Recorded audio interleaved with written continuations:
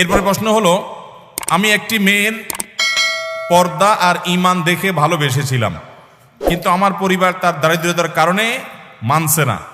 আমি যার সঙ্গে থাকবো সারা জীবন, তার কি ঈমান থাকা প্রয়োজন নাই, পর্দা থাকা প্রয়োজন নাই, নাকি তার সম্পদ থাকা প্রয়োজন? ভাইরা, সুন্দর প্রশ্ন। বহু যুবক আছে, যদিও আগে ভুলটা বলি, কোনো মেয়ে পর্দানসীন, কোনো মেয়ে দিনদার নামাজি, এটা দেখে আপনি তাকে ভালোবাসছেন, মানে প্রেম করছেন।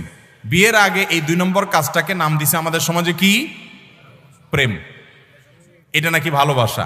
আরে ভাই, ভালোবাসাটা হবে লিগাল, স্বামী স্ত্রীর ভালোবাসা, সেটা হবে প্রকৃত ভালোবাসা। যাই হোক, যদি মেয়ে ধার্মিক হয়, দিনদার হয়, সে আবার প্রেম করে কেমনে? তাহলে বোঝা গেল এই মেয়ের ধার্মিকতায় ঘাটতি এবং কমতি আছে। তারপরেও আপনার কাছে মনে হয়েছে আপনার কপালে এর চেয়ে ভালো জুটবে না, সে নামাজ কালাম পড়ে, বোরকা পরে, হালাল হারাম বুঝে, আল্লাহর ভয় আছে, তো আপনি তাকে দিনদারিতার কারণে, হয়তো আপনি প্রেমে জড়ান নাই, দিনদারের কারণে বিয়ে করতে চান, কিন্তু বাবা মা বিয়ে দিতে রাজি না। একই কথা উল্টা ক্ষেত্রে হয়, অনেক মেয়ে অনেক ছেলের দিনদারিতার কারণে বিয়ে করতে চায়, বাপ মা তাকে দিতে চায় না। ভালো করে শুনে রাখেন, যদি কোনো বাপ মা শুধু পয়সাওয়ালা পাত্রপাত্রী খোঁজে, ও যে কথিত আছে না যে আজকাল বিয়ে হয় মানুষের সাথে মানুষের খুব কম, বেশিরভাগ হয় এক পক্ষে টাকার বস্তা, আরেক পাশে ময়দার বস্তা। এক পাশে ময়দার বস্তা, আরেক পাশে টাকার বস্তার সাথে ময়দার বস্তার বিয়ে হয়।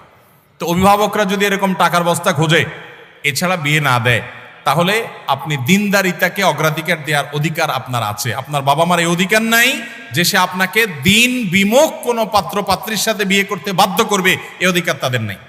তাদেরকে অন্যদেরকে দিয়ে বোঝাবেন, তাদেরকে যে কোনোভাবে সম্মত করাবেন যে দিনদারিকাতে অগ্রাধিকার দাও। তারপরে যদি তারা দুনিয়া ছাড়া কিছু না বুঝে, আপনি বিনয়ের সাথে সেখানে দ্বিমত করার এবং আপনি দিনদার জীবন সঙ্গী নির্বাচন করার রাইট আছে। তবে এই ধরনের বিষয়গুলোতে বিচক্ষণ কোনো আলেমের সাথে পরামর্শ করবেন, কারণ অনেক সময় আপনি যেটাকে আপনার পক্ষের মনে করছেন সেটা শয়তান আপনার সামনে সুশোভিত করে তুলে ধরতে পারে।